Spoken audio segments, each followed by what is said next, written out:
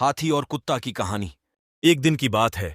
राजा का शाही हाथी घास के टीले के पास चर रहा था। तभी उसे एक आवाज सुनाई दी।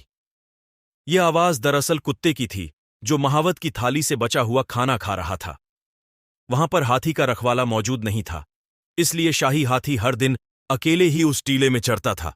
इसलिए उसे कुत्ते के खाने या झपकी लेने से कोई फर्क नहीं पड़ा। जल्द ही वे दोनों अच्छे दोस्त बन गए और खेलने लगे। इस बात पर महावत को भी कोई आपत्ति नहीं थी। एक दिन पास से गुजर रहे एक किसान ने कुत्ते को देखा और महावत से पूछा कि क्या वह कुत्ते को ले जा सकता है। कुत्ता महावत का नहीं था, इसलिए महावत ने तुरंत सहमति दे दी और कुत्ते को किसान को दे दिया। अब अपने दोस्त को खो देने के बाद जल्द ही शाही हाथी ने खाना पीना और यहां तक कि हिलना डुलना भी बंद कर दिया। वह अपने टीले से बाहर नहीं निकला। एक दिन राजा अपने हाथी से मिलने आया और उसने देखा कि उसका शाही हाथी बहुत बीमार लग रहा था। वह न तो कुछ खा रहा था और न ही कुछ कर रहा था। वह बस एक जगह चुपचाप पड़ा हुआ था। यह देखकर राजा ने अपने हाथी की जांच के लिए राजवैद्य को बुलाया।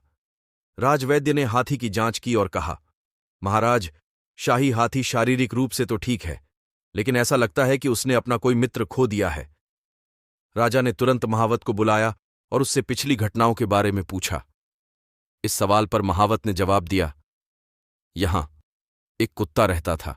राजा ने तुरंत अपने एक रक्षक को महावत के साथ कुत्ते को वापस लाने के लिए भेजा। जैसे ही कुत्ते को टीले पर लाया गया, हाथी अपने छोटे दोस्त को देखकर बैठ गया और खुशी से उछल पड़ा। उस दिन के बाद से हाथी और कुत्ते में और भी गहरी दोस्ती हो गई। कहानी से सीख। इस कहानी से हमें यही सीख मिलती है कि दोस्त हर तरह के होते हैं। जब आप बिना शर्त दोस्ती करते हैं तो वह हमेशा के लिए बनी रहती है।